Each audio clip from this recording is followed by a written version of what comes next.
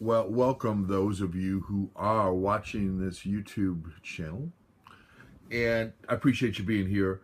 This is a game, and I'll probably put the title right in it, or put the game's name in the title of the video, because I want people to know that this is going to be an unboxing and an overview of Hoplomachus Origins. It is called Hoplomachus Origins. Hoplomachus, it was a title given to various gladiators. They normally wore armor. They oftentimes would have a trident, or a sword, or a shield, or a net. You've seen them in various movies. But so it's this time frame where these types of gladiators fought in Rome and other places, and people would come and spectate and cheer them on and so on. And so this is the solo or two-player version of Hoplomachus. It's called Origins. It's the third in a series of games from Chip Theory Games, and it's called Chip Theory Games for a reason, which I will show you. But let's take a look at the box first. It's gorgeous artwork on this. It gives the 3D look as you're looking into the arena, and you see things in the foreground and so on, and then things in the background. Love the look of this. The title is there, you know, showing a trident, and Chip Theory Games is down here, but yet you still see the full glory of the arena. Made by the Carlson brothers, Adam and Josh Carlson. Nice job, guys, on the games. And their theory is to use poker chips, and you'll see that in their game. So here's a gladiator game for 1 to 2 players, Hoplomachus Origins. I'm just going to show you the outside of the box, because there is some different art on each one. Each one of the chips looks like this. You've got a front side where you've got some artwork, the name of the gladiator, his or her stats, and then the back shows whatever region they're from. Could be Rome, could be Atlantis, could be Pompeii, and so on. This is similar to the other side, I think. And then this last one is, shows a woman here, an archer, I believe. So you get a good idea of the odds. So let's look at the back of the box. The back of the box shows you some of what you get inside. You're going to get some dice. I believe it's 6 colored dice, and then a red and a white. Six combat dice, and then a red and a white die that are used to keep track of different things. But you can use counters as well. I've got counters in my box. So lots of these poker chips are going to be here, along with some chips that represent the life total. So what happens is you'd put your gladiator on top of however many life he has. If he's got 5 life, you'd put 5 of these blue chips underneath this gladiator. And let's say the other side was red. Let's say this gladiator over here, maybe he's 4, you put 4 red chips under him. That tells you who's who as you look at the map. And the map, there's 3 different arenas, which we'll look at. They are neoprene mats, think mouse pad, only large. So it says here, this is a game for 1 to 2 players only, and I'm totally good with that. Let's see, this is ages 9 and up. Yeah, a 9-year-old can play this easily. And it takes about 15 minutes to play. I've seen games take 10, and I've seen games take 20, but it's going to be around 15 minutes. What do you get? Well, here you go. You get 3 arena mats, 20 unit chips, 8 tactic chips, 10 challenger and arena chips, 50 health chips, that's 25 red, 25 blue, 8 dice, 1 chip bag, 3 trial reputation cards, and 1 rule book. Yeah, let's get that nice textured finish. This box will last you a long time. Unlike the old Monopoly, Clue, and Risk boxes from years ago that you put them on your shelf and get them out a couple times a year, and the thing will be falling apart in 4 years. These are going to last quite a long time. This lid is on there pretty good. Let's just put that back there someplace. Yeah, sort of out of the way, I guess, more or less. Well, let's take a look at what you get in here. Here is the rule book. And it also shows you what's inside. It gives you a look to see what types of things they look like, what they look like, so you can kind of determine what are the champions in the arenas there. There's 10 of those. There's 8 tactics, and there's 20 gladiators. And I also bought an expansion, which I'll show you, but that's something else. Here's the 3 maps. What they look like. They're underneath underneath this plastic, cheap plastic. Actually, I don't really care for that, but there's probably other ways to store this. I like the way this comes, but I think I can come up with something different to store this eventually. Because the mats just lay flat underneath. I think you could roll them, although there's something to be said for not having to roll them, because when you roll them, usually the edges are kind of come up a little bit and so on. Pretty simple. There's a glossary here that explains what everything stands for on a character. So the red at the top represents, and it has a little symbol, a little heart symbol, that helps you. That represents health. The attack range is the second one. And then the next one is the move range, and finally the tactical range. So very cool.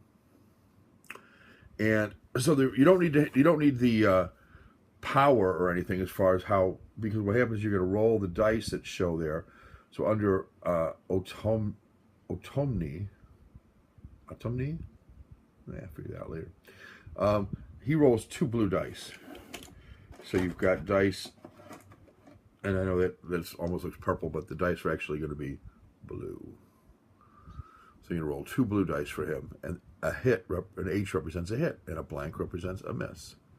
Fairly simple. The dice are nice. You can get upgraded dice if you want, but these are fine.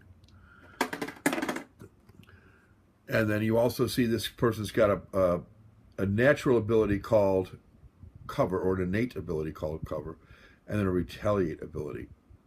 So it tells you what here. Innate is always active as soon as the unit is deployed, and ability, this can only be used once per turn, and as soon as the unit is deployed.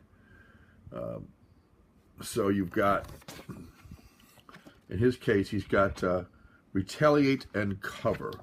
So we look on the back. You learn these as you go along, but cover is immediately roll 1 yellow die each time an opposing unit is moved to a hex within this unit's attack range, and you roll this yellow die, and if it comes up with a hit, and it's going to be slim chance, it's only got 2 chances out of 6, so you got a 33% chance of hitting them if they come within 1 space of you. And the other one was retaliate, which is an interesting ability, which says when attacked and hit with a basic attack by an adjacent unit, do 1 damage back to the attacking unit, even if this unit is defeated. So you always have automatically 1 damage back, which makes somebody think twice about attacking you if you're player versus player. If you're going against the AI, and there is an AI for this, then the AI doesn't really care about that kind of stuff. The AI is just going to attack you, which is fine. All right, so there's some cards down here. I'm going to show you, go through those now. So this, I should probably show you the rest of the rule book. So that's the play is simple. I mean, it gives you a lot of good examples here of how the play works, but it's simple. It's a tactical game. It's only a 15-minute game, so you're not going to find a lot of difficulty understanding the game. However, each one of the different mats or maps or boards, if you will, they're not cardboard though, has a different objective. I really like this too, that they put in a little card, and Cheryl personally packed and checked this game for me. Thank you, Cheryl. I appreciate that, from Chip Theory Games. You did a fine job. So I'll save your card, put it in here just as it's part of the thing. This bag, if you're playing again a 2-player, you use this bag to draft. You'd put various people in here, and you'd reach in and pull out who you're going to have. But I just keep the tokens in here. I haven't played this game as a 2-player game, and I've only played it solo. And really, I purchased it specifically as a solo game, so I'm perfectly fine if I only ever play it solo. But I'm thinking I can convince somebody to play it at some point. It's such a simple game. It's so easy to teach that I don't think I'd have a lot of difficulty getting to the table with people who hadn't tried it before. So let's talk about the chips. So you've got red and blue chips. I'll just pick a red one out of here, and they're fine. These are fine chips. They're similar to what you might get with a poker set. They're not heavy chips though. not the heavy clay feeling chips that you get at an actual casino, but something a little bit lower grade. I mean, they're fine. They're adequate for what you need, and these will be plenty to play 2-player.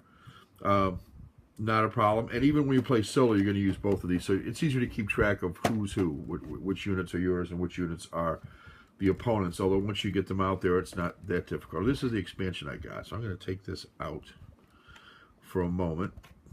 I'll show that a little bit later, assuming I have time. So let's look at a couple of the units. And let's just go here and take a look at this one. I already showed you one. And this can look similar. So these are from El Dorado, which you can see on the back. And every clan or group, or however you want to refer to them, area, I guess, has this significant indicator on the back. And of course the chip is also that color. And these are pretty heavy. They're not clay, but they're pretty darn heavy. Here's a Marauder, kind of a generic title, but he has the ready ability and the stun ability. So he can use his stun as a regular attack or an alternate attack. So that's kind of cool, because the alternate attack cannot be blocked by people who can block a basic attack. His ability is ready, which means as soon as he comes into play, he can attack. 2 strength, or 2 health, I should say, 2 attack range. He's got 1 alternate range, and then he's got 2 tactics. And we'll get into that. I said alternate range. That's not really accurate. What I meant to say there, instead of alternate range, I could have redone that and said that's his move range. So that's the green is how far somebody moves. You can think of that as, and first of all, you can see it's got a foot on it if you look at it carefully enough, but I didn't. So that's his move range. There's a little foot, little sandal type thing. And then 2 is his tactic range, which means he can play a tactic. And tactics look a little different. Tactics say certain abilities as opposed to there's a tactic right here. So rather than add 2 health to a friendly unit. So if this dude, and the way you would do it is you'd have this underneath this, like that. So his tactic is, if he gets within 2 units of another unit, he can go ahead and increase that unit's tactic. If you play this tactic, he can increase their health too, which means you just put 2 chips more chips underneath somebody. That's kind of cool. And so that is an example of one particular gladiator. This is a gladiator, but really easy to see. Now when it's on the board, it's going to be sitting down here, but you're going to know, and I can read it from here. You may not be able to, but I can read it from here. I'll refocus it. You might possibly be able to. I don't know. Probably not, but I can. Yeah, I guess you can. This is about as far away as you're going to be playing it. That's an arm length right there. You can't really tell, but that's an arm length from me. And about an arm length from the camera as well, because the camera's right next to my head. So that gives you an idea. And there's different gladiators and different types of gladiators for each one. Here is a kind of an elite gladiator, because you can tell because she's got this black star here where my thumb is. Let's try that again. There we go. Korikos. I like the art. Again, she's very quick. She can move 3, and her tactics are 3, so she can be helping people from a distance. Attack range is only 1, though. She's going to be right next to somebody to hit them. She only has 2 health. However, her thing is she gets a hit with no roll. She does not have to. You don't roll any dice with her. She simply hits somebody for 1 whenever she's within range, but only 1. She's got something called True Strike as an innate ability. We can look up True Strike real quick, and that says that, here we go, basic attacks by this unit can be used as alt attacks. So that 1 hit is going to get through pretty much no matter what. So that is her. And then there's the enemies. These are the champions that you'll usually be fighting against in the solo mode. And these people are usually a little stronger. So here's one right here.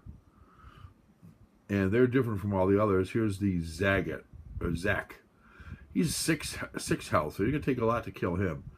2 attack range, 2 movement, and 2 of the tactics range. Now he's going to have another side that looks just like it, except for it's going to have a couple stars next to his name. And so normally he goes up 2 strength. It's 2, 2, 3 on this side, and 2, 2, 2. So he gets an extra tactic range, and he goes up 2 health when you play him on the stronger side. And sometimes the solo game will tell you to play him on this side, the stronger side, and sometimes on the other side. These abilities stay the same. Embolden and Gold Runner. Let's see if that stays the same. No, Embolden and Inspire. So his abilities get different too. Interesting. I hadn't noticed that before. But I have only played so many of the solo games, and I haven't gotten to the ones where you play them on the stronger side yet. I know you can. So the solo rules. So these rules go for both the solo game and for the 2-player game. Then you've also got the solo trials rules, which is just a card, simple card, 2 sides, pretty simple stuff. Tells you how the AI units move. Here, depending on what board they're on, they have different objectives, so they're going to do different things. That's the ones that are not their champion or their leader. But then you also have the one for the champions. Those would be the black ones I showed you, the black chips. And depending on which board you're on, you roll a combination of dice, usually 1 yellow, 1 blue, 1 black, and 1 green. And then it'll tell you, depending on the board you're on, what you do. So if you roll a hit on the green, you get to move, whatever your movement is, and so on. And if you don't, then you don't. So each one of these gives you something different to be able to do.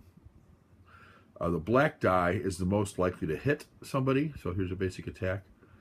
And the yellow is the least. So you can see on this board, the champion is least likely to hit and most likely to heave people.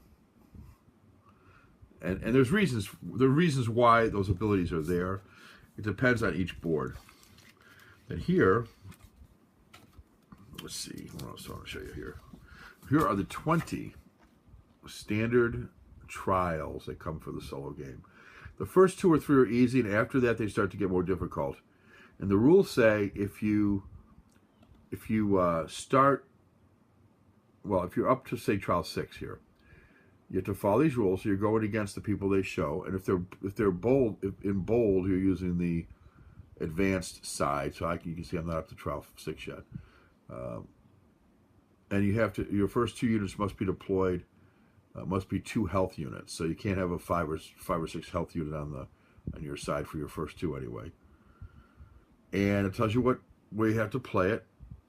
So Xanadu there. Now, if you lose, you get 2 attempts at trial 6. If you lose both, you have to go back to 5, and then you get 2 attempts to try that again. So just because you've beaten it once doesn't mean you're done. You may have to go back. And then finally, I like this. This is for the 2-player. Something called house reputation rules. So the more you win games, and you keep track. Every time you win, you get, I think, 5 points for your reputation. And when you get to a certain level, then you have to play by these new rules. So if I've beaten 20 people, I'm gonna be up at 100. Your opponent chooses the arena for each challenge. That's my disadvantage. So you would get to choose whatever you want against me, and so on. There's disadvantages as you go up. Down here, you can only draft 6 chips total if I'm up at the maximum, and my opponent is going to be able to draft more than that. So there are advantages, and I think it's a balancing act. So if you haven't played it before, and I have already, it gives a slight disadvantage. It's not the difficulty of a game, so it doesn't need to be huge, but 1 less man, picking the arena, these things can give you advantages if you've not played before. Perhaps a little more even, making it a little more even. So the only other thing I have to show you are the mats. So let me take this out. The mats are gorgeous. Here's Xanadu, my favorite map. So I keep it on top. So what happens is you only can deploy, and it'll show you on the blood-stained spots. So there's 4 on either side. 1, 2, 3, 4. Same down here. 1, 2, 3, 4. And in the case of Xanadu, you have to. There's two ways to win. You can defeat all the other, the champion and all of their minions from the other side, or you can, at the start of your turn, if you're on one of these 4 squares, these stones that are supposedly elevated, you then get a point. And if you get to 6 points, you win. And that's what these dice can be for, these colored dice. So as soon as you get the first point, maybe I put a 1 over here on my side. If I have, and then once I hit 6, I win. And the other person would use there's a white die in here. Maybe they would put theirs up here. When they get a point, they put it up here, perhaps, I don't know. And then when they get to 6, they win. Or you can use counters, which I have also in here, because I like counters. But you can do either one. So there's Xanadu. And that's like I said, that's the objective on Xanadu. Just dump these out. It's easier to dump them out than it is to put the other way. All right. Yeah, let's do it like this. So that's Xanadu. We saw that one.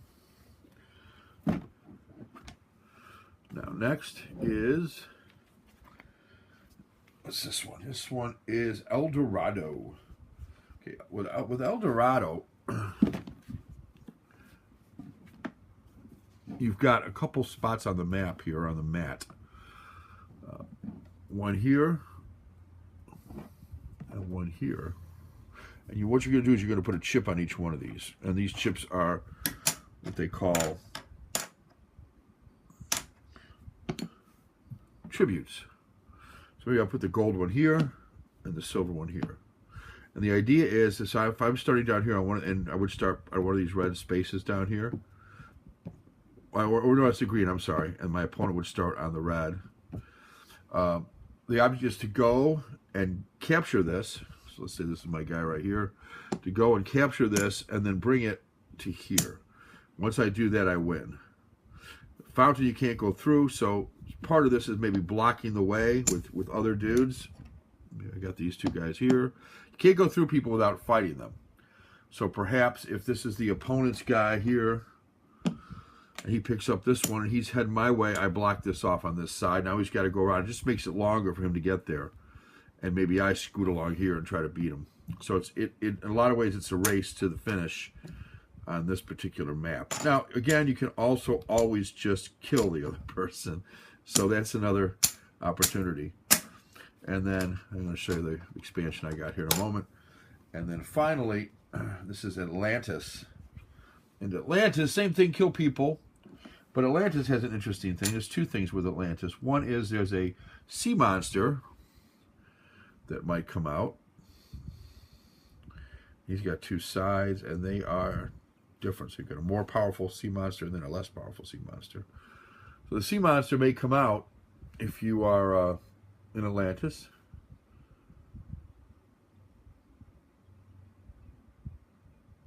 He rolls a black die, so that's almost always a hit. And then on the back side, he's going to roll a green die, but he has some other abilities, and he's a little bit, I think you flip this dude when he comes out, if I'm not mistaken. Yeah, I think you flip him. It's about 50-50 as to what his ability are, so you might just do this and whatever side comes up. And then also, right here in the center, you get the trident spear. Grants the wielder to roll a green, blue, and yellow die at a 3 range. Or the ability Trident's Call. And this is just Hoplomachus Origins on the back. So that goes in the center, and then it's kind of a race to the center to get that sucker. That gives a distinct advantage to whoever has it. And in case you're wondering, what the hell does that Trident's Call do? It says, throw the spear to an open hex within 3 range and summon a sea monster. There it is. Flip to see which sea monster is used. On top of the hex, the sea monster is friendly to the player who called him. Place appropriate color chips monster markers underneath so you know who called it. Spear is placed on the hex beneath the sea monster. Calls an arena granted ability. So only in Atlantis can you call the sea monster, but it just makes your opponent's life difficult. So that's Atlantis. And again, you win by killing the opponent on this one. So those are the 3 maps. Love all of them. I'll put it back in a different order probably so just see something different when it comes out. And then I mentioned I would also show you the expansion I got. So I got this expansion, and I thought it was kind of cool. And one of the designers, I think it was Adam, suggested and it doesn't really matter much except for my daughter-in-law teaches deaf students and has a lot of deaf friends. She went to college for that. She herself is not deaf, but I believe Adam is, if I'm not mistaken. I could be wrong about that, but I think he is. And he made a game that could be played easily by deaf people. And I say that because you don't have to have a lot of talk back and forth with this. There's not a lot of negotiation or trading or some of the things that happen in other games. It's fairly straightforward, and it's not that deaf people can't play those types of games. It's just a little more difficult with trading and so on. Negotiation. Just a little more difficult. Okay.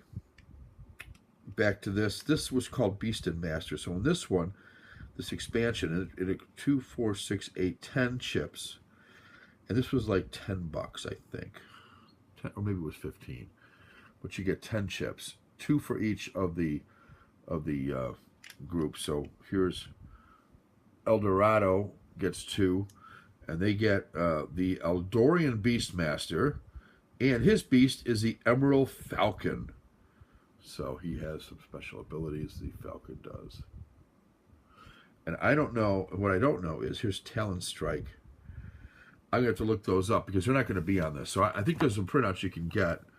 Yeah, Talon Strike's not on this basic ability. So I'm going to have to go and get a printout, which will include these, which is fine, and I'll laminate it probably. Then I won't have to go to the rule book, which is even better. And I'll have all these abilities printed because they list all of them. And I'll just probably highlight the ones of the things I have so I can make it easier to find. That's that dude. Then I've got the this is the Xanadu. That's that blue map that I said is my favorite. And this is the Zanadian Beastmaster. Well, that makes sense. That's what he looks like. Come on, get on there. There he is. He's kind of nondescript, actually. He doesn't stand out to me, but he gets something that does stand out, and that is the Slateback Gorilla. Slateback Gorilla definitely is noticeable. And he's going to have a couple of abilities. Again, they're not going to be on here, so get back on there. There we go. Chest Pound and the Hurl Boulder. Yeah. Do it like that. Next guy is the Pompeian Beastmaster, and yes, he is from Pompeii, and that's what he looks like. Looks like he's got a horn almost to perhaps summon his beast. Does that make any sense for what his beast is? No, maybe not. I don't know. His beast is called the Mist Panther. Kind of cool looking art there. Yep. Next is from Atlantis. We would imagine this to be seaworthy. It probably will be. Oh, there's the beast, right? Oh, there's the Atlantean Beastmaster. There he is. And what's his beast? You would imagine it'd be something in the water. Ooh, we're my least favorite real-life creatures, by the way. And that is the sea crocodile. Look at that sucker. Yeah, I don't care for him. You got the death roll. Yep, I'm aware of that. And then last but not least, from, well, where else? Rome. We've got the Roman Beastmaster. I'm not sure I like that. Maybe some better look there. Come on, you can do it. Let's try it like that. A little better, but I'm still not sure that's better. There we go. Sort of a nondescript looking Beastmaster too, by the way. You can't really see the face, which is why I say that. And the last one, last but not least, is the Armored Rhino. Yeah, that's right. Armored Rhino. Kind of cool. Get the Mad Charge. So these are again expansions. So I can put these back in the box here, back in the plastic piece. White ones first, and I'll put these in the. Actually, I'm gonna do it a different way. I'm gonna take the white ones and put them to the back here, like that, and then put these behind the white ones. I think that makes more sense for me. And that's just a way to store them. So that is Hoplomachus Origins. What can I tell you about the game? It's a ton of fun to play. It's a relatively simple game. I mean, there's tactics to it, so you have to evaluate what units you have, what units the opponent has. You get a sense after a bit for how the AI functions and how the AI does its thing. You're kind of going to know what the other units are likely to do. If there's an objective, they're going to head toward the objective and try to accomplish it. So when you try to capture a point, they're going to the main dude, the guy that rolls the dice to do his thing, he's going to do whatever he does. But the other people are going to follow a kind of a preset pattern, which is to go to the objective, capture the objective, that type of thing. And they have kind of a hierarchy of events, meaning they'll first head toward the objective, then they'll get the objective, and then they'll head back with it, so that type of thing. They'll encounter units along the way as appropriate and fight them. It's a lot of fun. The only place you can get this, or eBay, or Chip Theory Games. So you can Google Chip Theory Games. I would highly recommend the game. Now, if you're more the type that you don't want to play solo, and I think this stands out as a solo game, but it's also a good two-player game, from what I've been told in the videos I've watched. I have not played it yet, two-player. But the other ones, I think it's the Lost City is the first one, or the Lost Cities maybe, and then there's a Rome expansion that deals more with Rome. They have bigger mats. Some other things along the way, like as you progress point-wise, use a little counter to move along a track. When you hit certain spots of the track, different foes are introduced. So it can be played solo, but it's not. I've heard it's not a robust system compared to this one, from an AI standpoint in particular. They've really refined it here for Origins, and like I said, this is the third one. The chip quality is a little better with this one too, I'm told. I think they've upgraded all their chips. So if you buy in either one of the two games now, the first two games, you probably are getting the upgraded chips. A lot of expansions for it. They usually come in like a bag, so you don't have that expensive, because you're only getting chips, 10 chips, and so, or maybe it's 6 or 8, depending on what expansion you get. It might be like $10. Comes in a bag. Shipping's low. You're not going to find high shipping charges like you would for a boxed game. So I think that's enough. I've rambled on here for some time. It's a longer video than I normally do, 30 minutes. But I want to give you a full look at Hoplomachus Origins, and hopefully you'll enjoy the look that I gave you. All right, that's it for now. Take care. Thanks for watching. If you like what you saw, subscribe, comment, like, whatever the common things are that everybody asks you to do.